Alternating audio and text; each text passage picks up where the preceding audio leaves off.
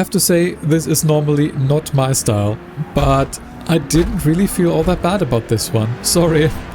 You have to wait and see why that is. But with that, welcome back to HD Racing, to the Quick Look series, where today we are taking a look at the newest addition to the GT series, the 2019 Ferrari 488 GTE. This car, I think, is a very good addition to the GT series, and I had a lot of fun with it. Contrary to the last two new cars we did take a look at, which were both the Super Trofeos, they really weren't my style and didn't fit in with what I would expect from GT driving, and also were, at least with one you can see in front here as the Ghost, very hard to set up and to get going in a consistent fashion. The Ferrari here is a car that felt, to me at least, right at home, right where I would expect a GT car to be. Very similar to a lot of the other GT3 cars we have taken a look at already, like the C8 or the M8, even the Audi or the Acura NSX, for example. This one felt very, very good to drive, and I didn't have any major complaints in the stock version, which is, if you don't know, the version that we are driving here in this Hotlap scenario, and it's the version of the car you would be driving in multiplayer if you didn't do any tuning to it. So same upgrade parts as in multiplayer, but just with no tuning done. And that's always something I do to set a kind of baseline and get a feel for the car, to figure out what I need to do with tuning. And as I said, overall felt good to drive. And I also noticed some things where the car is good and where it's maybe not that great. And overall lap time with a 144.7, that's right where a lot of the other GT3 cars were, like the C8 or the M8, so not a bad time. And you can see here on the straight, as we're doing now the tuned version, the Ferrari is very fast in a straight line, both in terms of top speed, I think, and also in terms of acceleration. So that's already a strength of this car. It then loses a little bit in the handling sections. I'm not sure if it's as bad as with the other Ferrari. We haven't taken a deeper look into that one yet. That's gonna come in the future, but I wanted to do this car because it's a new one, and maybe some of you want to try it out and, well, want to see a tune for that, which we are gonna take a look after this hot lap, of course. Just a quick note, the car is only available with Car Pass, which is where this was added this week. So just as a heads up, if you are not owning Car Pass, you would have to buy the car separately, just to let you know. But I can already tell you it's not a car that I would say is overpowered. And we're gonna see in this hot lap that it's probably not, at least from what I was seeing with my testing and my driving. Because yes, the car is fast in a straight line, and it's also not bad in terms of handling, and I really tried to make sure that it retained its, well, good handling and nice driving feel, while making it a little bit faster and a little bit snappier.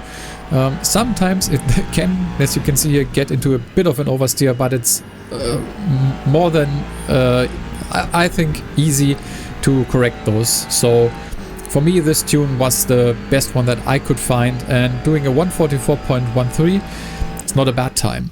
It's not a great one either, but you can take a look in the spreadsheet down below if you want to see how it compares with my driving and the times to the other cars. But you can see in the background here the tune now, and well, that is also pretty much standard on most occasions. There are some settings that maybe are a little bit different than I normally do, but overall a pretty much standard tune. As I said, try to make sure that the car still retained its great drivability while getting a little bit faster. And I think I accomplished that to a degree at least. I want to now quickly interject here to say thank you. First of all, to everyone watching for just being here and supporting the videos via liking and commenting. And a special shout out to both John for the recent €20 donation via Stream Elements, and to Erratic for becoming the first member on the channel. A big thank you to both of you, it's very much appreciated. If anyone else is interested in supporting the channel further than you already do, feel free to check the links in the description. we are now gonna take a look at a race, of course. And you did see one of the incidents from this race at the beginning. And well, we're gonna take a look at how it came to be to that. And well, we are starting at the back, as you can clearly see. And that is because someone in the comments let me know that sometimes you can have a little bit of a better experience in these races when starting from the back. So I wanted to give this a try. Will this maybe be a little bit of a cleaner racing experience than starting from somewhere in the front? Qualifying wise, if I had qualified, I would have started somewhere in the front of the midfield, I would say. So not really all the way at the front. But we're getting started here, and I was trying to take it easy, and well, I think still did brake a little bit late and rammed into the back of the Aston in front.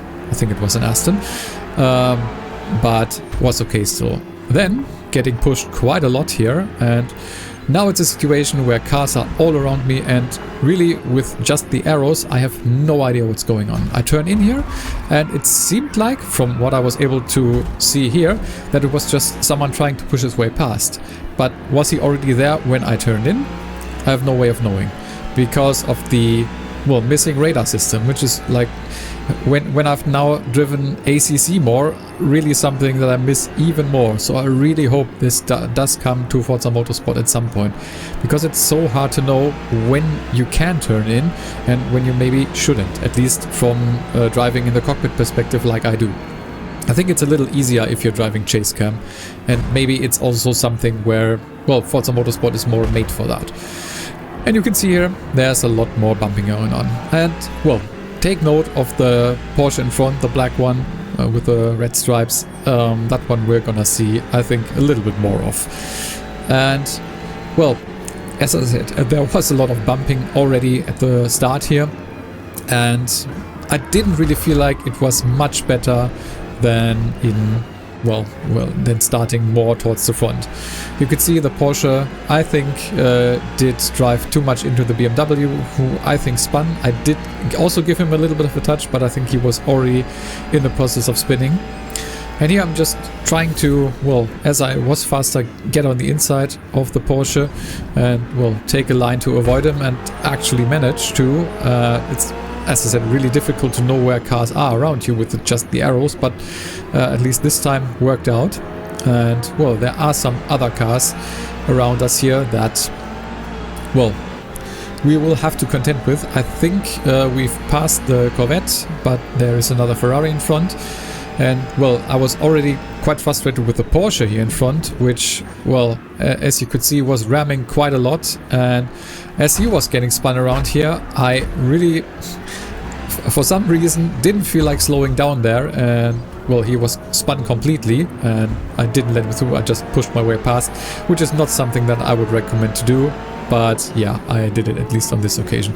The Mercedes there, I don't know if he was getting pushed from the inside, but he was going really far off the track. And well, here is another situation where I think once again the Mercedes did push his way through and pushed the Corvette to the outside, who then pushed into me. There's just a lot of pushing going on in these races, and in my opinion, it's not all that fun. I can get behind this style of racing with a little bit more contact in the touring cars, but for me, GT racing should be a little bit more about respectful driving. But maybe that's wrong to assume from my side in terms of Forza Motorsport, at least. You did see on the channel, if you did take a look at that, a video that I posted recently on a race on ACC at Brands Hatch, where I, well, did have a lot of a way better time, and the racing there was way cleaner, and I was really surprised how clean it was. Maybe not something you can expect from public lobbies here in Forza Motorsport, but I wish the racing would be a little bit cleaner. But yeah, enough of that. We are now gonna try and focus on what is going on in this race, and also on the car, because we really haven't talked much about that in well, apart from in the hot laps. So the Ferrari 488, it is, as I said, a very nice handling car. I think with the setup that I did, it's, well, a little bit more on the twitchier side than the stock setup, but I think still very controllable, and I could push it around the track reasonably fast. I don't think it's a very strong car. I think from looking at the times that I was able to do both in hot laps and in races, I think it's somewhere in the midfield in terms of performance, which I think is totally fine. Maybe it could be a little bit faster, but as I said, overall I think it fits in nicely, and since it's a paid car with being in Car Pass, it's totally fine that it's not like a top car, because we don't want to see another situation like the Audi R8 or with the new Super Trofeo Evo, where just a car that is available to people who purchased it is way too good. So yeah, as I said, I'd rather have this where the car is maybe mediocre or in the midfield than have it be too strong. But it definitely has its strength, the Ferrari 488, and maybe it's not really on this track, because I think it benefits more from the tracks with more high-speed sections. Of course, Le Mans always comes to mind, but there are some others, and I think it will do quite well on these tracks. It did have a little bit of trouble, as you can see here, going through some of the faster, more aero-dependent sections, at least with the setup, with the aero tuning that I did. It was a little bit difficult to get the car through there at least with decent speed, while also, well, not losing control of the rear, because that is the first thing that goes in this car. I think understeer in this car isn't a big problem with this tune anymore, but sometimes, at least in these high-speed sections, it can get a little bit light on the rear and can start to slide, and you really need to be aware and be able to catch that. Otherwise, you can have, well, a lot of trouble. But yeah, other than that, you can see here there are quite a few of the Ferraris around. It's a car that I think can compete in these lobbies kind of well. And by the way, I have no idea whose car that was and where he did come from. I didn't really see that in the mirrors, and well, he was just suddenly on the inside, and I was really afraid because of the way that he tried to push past. And yep, you can see here once again, apparently he doesn't need to brake for this corner. I don't know where he would have gone if I wasn't there, but well, you can't really see it from this perspective, I think, but he is gonna lose it in the next corner. Pay attention to the monitor on the right, where you can see the view to the rear. Yeah, I almost lose control, but he completely loses control and is gone now. And well, that's something that I was kind of happy about in this situation, because once again it seemed like a driver that doesn't really care about other drivers on track. Which, yeah, I don't want to get into this topic more than I already have in this video. The driving standards, even if starting from the back of the field, are questionable in my opinion. But yeah, I think I've talked enough about that. You can see I'm getting around on the other Ferrari, who did have a little bit of trouble in the Schumacher S, but he definitely had a little bit of the edge in terms of being in front, so I just decided to pull back and let him through, because let's be honest, I don't want to go side by side through that section if I can help it. And even more so that's true for the chicane coming up, so yeah, I really tried to brake early enough, still trying to get close. He did slow down a little bit more than I would have expected, but yeah, all fine. A little bit of a bump in the back, since there is no damage in the multiplayer of Forza Motorsport, that's totally fine if nothing happens. And well, after the pit stop, actually nothing very interesting happened in this race, I have to say. So we are actually jumping to the last lap and the last couple of meters on this race.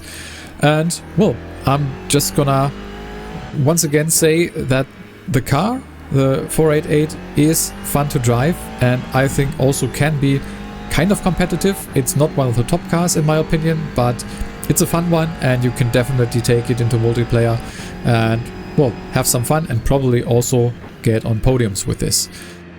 But yeah, I think that's everything that I have to say on the car, and since there's nothing much else happening in this race, that's all from me. And once again, I want to say thanks so much for watching. If you haven't subscribed yet, feel free to do so. We are, by the way, finishing this race in P11, so okay from where we started, but not really great. But yeah, that's it from me. I've been HD Racing. Thanks a lot for watching, and I will hopefully see you in the next one.